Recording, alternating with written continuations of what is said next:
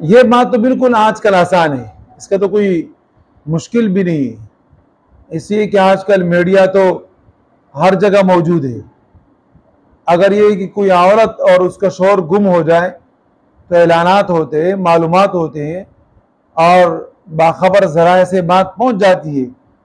सही है जी। लेकिन अगर मिसाल के तौर पे चले, आपने इंतज़ार किया किया किया और फिर भी जनाब शौहर साहब घर तशरीफ़ नहीं लाए, तो 1 साल के बाद जैसे कि वक़्त गुजर गया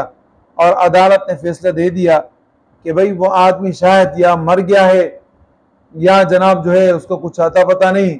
लेकिन गालिब गुमान ये है कि वो इस दुनिया के अंदर नहीं है और बीवी को दूसरे आदमी के साथ शादी की इजाज़त मिल जाती है, तो ये औरत दूसरे शौहर के साथ निकाह कर सकती है। और निकाह करने के बाद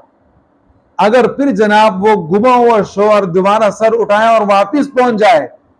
तो फिर इस दूसरे वाले शौहर को चाहिए कि सीट खाली कर दे और पहला वाला शौहर